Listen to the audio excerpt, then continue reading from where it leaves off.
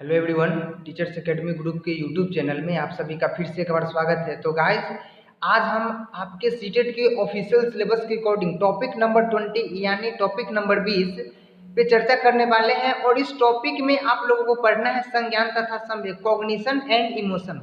तो दोस्तों, इस टॉपिक के बारे में बताने से पहले मैं आपको बता दूं कि ये टॉपिक कितना ज़्यादा इम्पोर्टेंट है। और ये कहने की बात नहीं है, आप लोग यहाँ पे देख भी सकते हैं कि आपके 2011 से लेकर के 2016 तक के क्वेश्चंस पे अभी हम डिस्कशन करेंगे।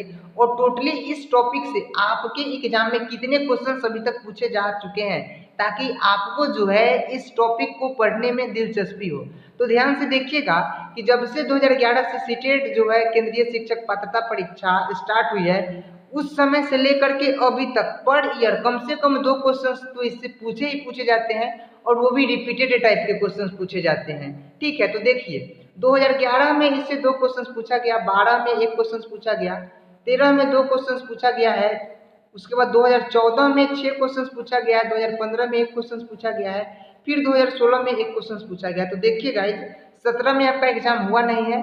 बात रही 18-19 का, तो नेक्स्ट सेशन में हम लोग 18-19 नंबर टॉपिक पे 18 और 19 जो ईयर में एग्जाम हुआ है 2 बार, उस पर भी चर्चा करेंगे। तो चलिए, अब जो स्टूडेंट नए जुड़े होंगे वो चैनल को करेंगे सब्सक्राइब और टेस्ट को अंत तक अटेम्प्ट करेंगे। साथ ही कॉपी पेन जरूर रखेंगे, क्योंकि पर क्वेश्चन यानी प्रत्येक क्वेश्चन के 4 ऑप्शंस होते हैं, और हम जो है चारों ऑप्शंस का संपूर्ण व्याख्या करते हैं, जिससे कि आपका एक क्वेश्चन से 4 क्वेश्चंस का डिस्कशन हो जाता है। यानी 4 ऑप्शन 4 टाइप का होता है, तो चारों टाइप का क्या आंसर होना चाहिए इस पे डिस्कशन कर लेते हैं। तो चलिए सेशन को करते हैं स्टार्ट। वीडियो को करेंगे लाइक और ध्यान से सेशन को अटेम्प्ट करेंगे अंत तक, और कमेंट बॉक्स में अपना मार्क्स जरूर शेयर करेंगे, ताकि हमें पता चले कि कितने स्टूडेंट का प्रोग्रेस कितना बढ़ा है। ठीक है, चलिए तो चलते हैं आज के सेशन के फर्स्ट क्वेश्चन की ओर। सबसे पहला क्वेश्चन है, आपके डिस्प्ले पे दिख रहा है कि संज्ञान के अनुप्रयोगों का महत्व विशेष है क्योंकि यह आवश्यक है। बताइए क्वेश्चन नंबर फर्स्ट, संज्ञान में अनुप्रयोग का महत्व विशेष है क्योंकि यह आवश्यक है। यह क्यों आवश्यक है? ऑप्शन आपके सामने नीचे है। फर्स्ट ऑप्शन, बच्चों के पूर्व ज्ञान की जांच करने में, बच्चों का मूल्यांकन करने में, बच्चों में भय की दशा उपस्थित करने में, बच्चों में क्रोध की भावना जागृत करने में। फटाक से आप लोग आंसर करेंगे, तब तक आपके साथ हम 10 सेकेंड का समय लेंगे, और 10 सेकेंड में आपको करना है इस क्वेश्चन का आंसर। चलिए, तो आपका समय जो है 5 सेकेंड तो हुआ खत्म। चलिए देखिए, तो हम बताते हैं पॉजिटिव और निगेटिव बातों को, उसको ध्यान में रख करके आंसर करिएगा। आपका एक भी क्वेश्चन का आंसर गलत नहीं होगा। और सेम इसी टाइप का क्वेश्चन जो है सीटेट के एग्जाम में पूछे जाते हैं। देखिए, आप में कभी भी ये भावना नहीं आनी चाहिए, एज अ टीचर आप एक शिक्षक है, तो आप में कभी ये भावना नहीं आना चाहिए कि बच्चे में क्रोध की भावना पैदा किया जाए, यानी बच्चे को क्रोधित किया जाए। तो क्रोध वाला ऑप्शन देखेंगे, ऑप्शन को कट करेंगे। बच्चों में भय, कभी भी आप बच्चे को डरा धमका करके शिक्षा नहीं देंगे। यहाँ पे भी हमारा ऑप्शन गलत हो गया। अब बात आती है ऑप्शन 1 और बी। तो ऑप्शन बी है कि बच्चों का मूल्यांकन करने में, और ऑप्शन ए है कि बच्चों के पूर्व ज्ञान की जांच करने में। तो देखिए क्वेश्चन पूछा क्या है आपसे कि संज्ञान में अनुप्रयोग का महत्व विशेष है क्योंकि यह आवश्यक है। देखिए अनुप्रयोग यानी प्रयोग करने के बारे में पूछ रहा है। तो यहाँ पे आपका जो है सबसे फर्स्ट ऑप्शन नंबर है, बच्चों के पूर्व ज्ञान की जांच करना, इस पे विशेष महत्व देता है। बच्चों के मूल्यांकन करने के लिए यह विशेष महत्व नहीं देता है। तो फर्स्ट क्वेश्चन का ऑप्शन नंबर 1 जो है आपका करेक्ट है। चलते हैं नेक्स्ट क्वेश्चन पे। चलिए सेकेंड क्वेश्चन है, संज्ञान के अंतर्गत निम्नलिखित में से कौन सा अवयव सम्मिलित है? संज्ञान जिसे हम लोग नॉलेज के नाम से भी जानते हैं। ठीक है, देखिए संज्ञान का अर्थ क्या होता है? समझ या ज्ञान से होता है। चलिए आंसर करेंगे। ऑप्शन है भाषा, ऑप्शन बी है चिंतन, ऑप्शन सी है स्मरण शक्ति, और ऑप्शन डी है तर्क। देखिए फर्स्ट नंबर ऑप्शन में ए और बी, सेकेंड नंबर ऑप्शन में ए और सी, थर्ड नंबर ऑप्शन है ए बी सी, और ऑप्शन डी में ये सभी। बताइए, देखिए तो संज्ञान के अंतर्गत क्या क्या फैक्ट शामिल होता है? देखिए तो संज्ञान के अंतर्गत आपका जो है भाषा शामिल होता है, चिंतन यानी थिंकिंग भी शामिल होता है, स्मरण शक्ति कहने का मतलब कि जो हम लोग रिवीजन करते हैं, ये भी हमारा जो है ज्ञान के अंतर्गत। देखिए संज्ञान के अंतर्गत क्या क्या आता है, याद करना भी आता है आपका, इसे यानी स्मरण करना आ गया, समस्या का समाधान करना, किसी भी चीज को देख करके उसके बारे में अपना संज्ञान प्राप्त करना, तो ये सभी तर्क वितर्क करना, लॉजिक लगाना, ये सब जो है संज्ञान के अंतर्गत ही आते हैं। और ऑप्शन नंबर डी जो है बिल्कुल करेक्ट है, सेकेंड नंबर क्वेश्चन का आपका ऑप्शन नंबर डी। चलते हैं थर्ड क्वेश्चन की ओर, सेशन को थोड़ा फास्ट करेंगे। थर्ड क्वेश्चन है, किसी व्यक्ति ने स्वयं अपने बारे में तथा अपने पर्यावरण के बारे में विचार, ज्ञान, व्याख्या, समझ व धारणा अर्जित की है। संज्ञान के संदर्भ में यह कथन किसका है? देखिए ध्यान से सुनिएगा, कोहलर तो दिए नहीं है, क्योंकि कोहलर जो है आपके क्या किस चीज का सिद्धांत दिए हैं? कोहलर। देखिए एक है कोहलर और एक है कोहलबर्ग। तो कोहलबर्ग जो है नैतिक विकास का सिद्धांत दिए हैं और कोहलर जो है गेस्टल्टवादी है, तो ये होगा नहीं। और है वाइगोत्स्की, तो वाइगोत्स्की जो है सामाजिक सांस्कृतिक सिद्धांत दिए हैं, ये भी नहीं होगा। स्टोट भी नहीं दिए। बचता है आपका हिलगार्ड।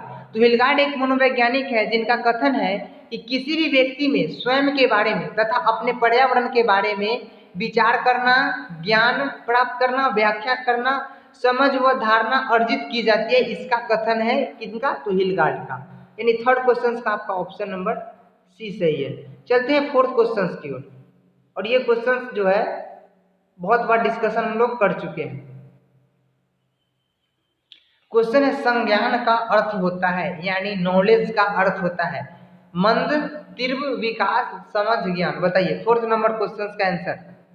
समझ, ज्ञान बोलिए, या विकास कहिए, या मंद कहिए, या तीव्र। देखिए तो संज्ञान का मतलब ही होता है ज्ञान, जिसे हम लोग इंग्लिश में कॉग्निशन कहते हैं, और संज्ञानात्मक विकास जिसे मानसिक विकास के नाम से भी जाना जाता है या बौद्धिक विकास के नाम से भी जाना जाता है। और संज्ञानात्मक विकास दिया कौन है?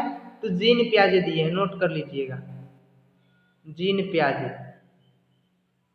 स्विट्जरलैंड के मनोवैज्ञानिक है जीन पियाजे, जिन्होंने संज्ञानात्मक विकास के सिद्धांत दिए और 4 अवस्थाओं में बांट करके बच्चे के विकास के बारे में अध्ययन किया। तो तीव्र तो होगा आंसर नहीं, विकास भी नहीं होगा, मंद भी नहीं होगा, हमारा ऑप्शन नंबर 1 जो है। और जो स्टूडेंट ऑप्शन ए की ओर गए हैं बिल्कुल करेक्ट गए हैं। चलते हैं फिफ्थ क्वेश्चन की ओर।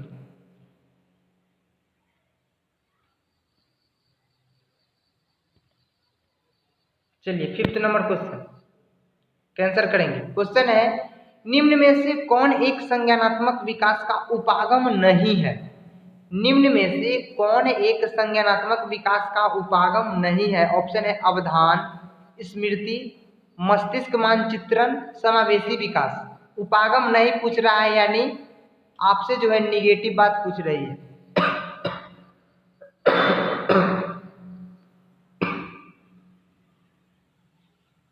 चलिए आंसर करेंगे।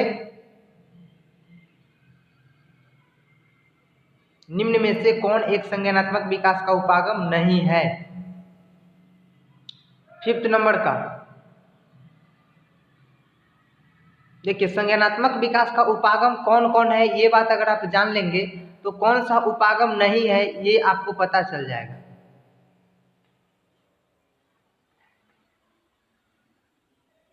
बताइए फिफ्थ नंबर क्वेश्चन का आंसर। देखिए आपका जो है ऑप्शन नंबर ए, ये है आपका उपागम नहीं है। चलते हैं नेक्स्ट क्वेश्चन पे। संवेग का एक प्रमुख तत्व नहीं है। संवेग का एक प्रमुख तत्व नहीं है, इमोशन का कौन सा एक प्रमुख तत्व नहीं है? ज्ञान, समस्या, अनुप्रयोग या विश्लेषण। देखिए तो संवेग का जो प्रमुख तत्व है ज्ञान भी है, समस्या भी है, विश्लेषण भी है। अनुप्रयोग जो है ये संवेग का प्रमुख तत्व नहीं है, यानी ऑप्शन नंबर बी। चलते हैं सेवेंथ नंबर क्वेश्चन की ओर। चलिए सेवेंथ नंबर क्वेश्चन का आंसर करना है आप लोगों को। सेवेंथ नंबर क्वेश्चन है, किसी बालक में संवेग आवश्यक है क्योंकि संवेग बालक की संवेगात्मक अनुक्रिया है, बालक की उद्दीप्त अवस्था है जो किसी उद्दीपक के संदर्भ में अनुक्रिया द्वारा व्यक्त की जाती है। और ऑप्शन सी है बालक द्वारा किसी विशेष दशा में दिया गया प्रत्युत्तर है। और ऑप्शन डी है बालक में असंगठित व्यवहार को प्रदर्शित करता है। सेवेंथ नंबर का बताइए। क्या होगा? ऑप्शन बी की ओर लगभग स्टूडेंट जा रहे हैं। तो देखिए, बालक की उद्दीप्त अवस्था है जो किसी उद्दीपक के संदर्भ में अनुक्रिया द्वारा व्यक्त की जाती है। ऑप्शन नंबर बी बिल्कुल करेक्ट है। चलेंगे next question, question number 8। Totally 10 questions का ये सीरीज होगा हम लोगों का। संवेग व्यक्ति की उत्तेजित दशा है, यह कथन किसका है? 8th नंबर क्वेश्चन है, संवेग व्यक्ति की उत्तेजित दशा है, यह कथन किसका है? बताइए, 8th नंबर क्वेश्चन।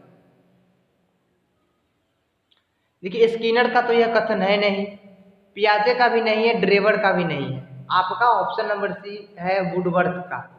किनका? तो वुडवर्थ का, ऑप्शन नंबर सी। चलते हैं 9th नंबर क्वेश्चन, ये सेकेंड लास्ट क्वेश्चन, उसके बाद आज के सेशन का लास्ट क्वेश्चन होगा 9th। किसी बालक के संवेगात्मक अनुभवों के विश्लेषण हेतु उपयुक्त तरीका है।